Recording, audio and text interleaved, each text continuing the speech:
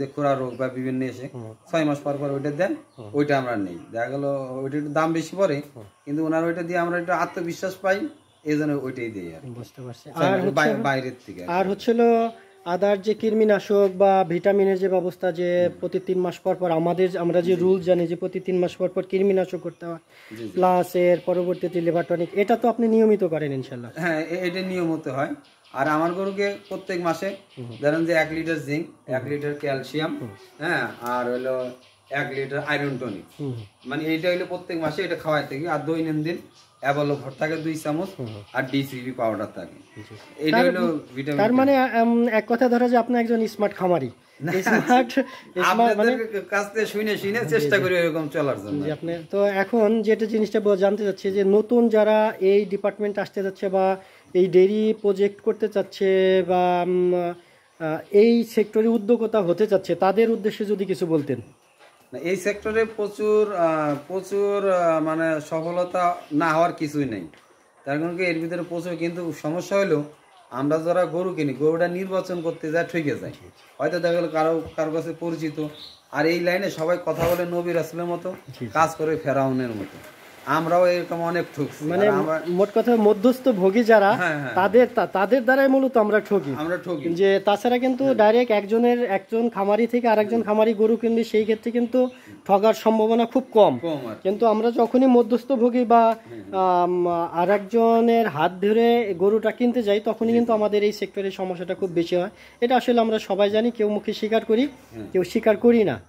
এই গরুতে কোনোভাবেই লস নেই। আপনার গরুটা কিনা লাগবে কি, গরুটা হলে আপনার অরিজিনাল ফিজিয়ান কিনা লাগবে, সাইওয়াল বিটের বা কিছু গরু ছোট, কিন্তু গরুটা মানে আর 15 লিটার দুধ হয়। এখন মনে করেন যে ব্যাপারে আপনাকে দোয়াই দেখালো সকালে 10টায় বিকাল 5টায়, তা এখন এমন কিছু ইনজেকশন আছে যে ওইটা করলে দুধ বাইরে যায়। তো এই জন্য দেখা লাগবে যে আসলে গরু কি হইলো না হইলো, গরু মানের আছে। গরু যদি আপনার মানের থাকে, ও এখন হোক 2 মাস পরে দুধ আপনাকে দিতেই হবে, ওইটা দিতে সে বাধ্য যদি মান থাকে।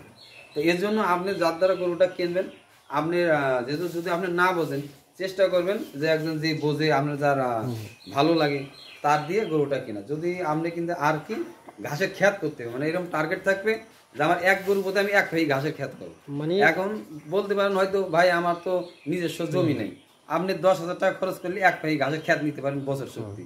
আপনি মাসে করতেছে মাত্র 1,000 টাকা ভাড়া। তা আপনি যেখানে একটা গরু আপনি পুরো মাস ঘাস খাবে, 1,000 টাকা সেমন, মানে টাকা দিন পরে 30 টাকা, কিন্তু ওর কাছ থেকে আপনি দৈনিক আপনি 200 টাকার উপর ঘাসই পাবেন। তা 30 টাকাতে এটা এমন কোনো খরচ না, কিন্তু এটা আমরা অনেক হিসাব করি না। আমিও এক সময় এরকম অনেক লস দিতে শেষ ছিল না, ফার্ম বন্ধ হওয়ার মতো। শেষ পর্যন্ত আপনি যদি ইউটিউবে দেখে এখন আল্লাহ দিলে আমার এক গরুর প্রতি আমি 1 ভাই করে ঘাস। তো মাশাআল্লাহ, এখন তাহলে তো আপনি মাশাআল্লাহ আপনার ফার্মের যে কোয়ালিটি বা আপনার যে কথা, তাতে তো ইনশাআল্লাহ আলহামদুলিল্লাহ আপনি অনেক ভালো আছে। আল্লাহ খুব। আগে দেখা গেল আমার একটা গরু বন্ধ হইলে, যখন দুধ দিত না, ওই গরুটা আমি বিয়ে বন্ধ আমার 40,000 টাকা লাগিয়ে দিত।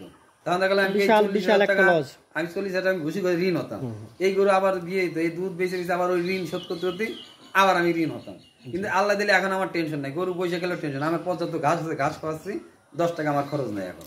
তো সর্বশেষ যেটা বলতে চাচ্ছেন যে নতুন যারা এই সেক্টরে আসতে যাচ্ছে, তাদেরকে সর্বপ্রথম ঘাসের ব্যবস্থা আগে করতে হবে। মানে কাঁচা ঘাসের চাহিদা যোগানটা যদি সে দিতে পারে, তাহলে হয়তোবা সে এখান থেকে সফলতা অর্জন করতে পারবে। জি জি জি।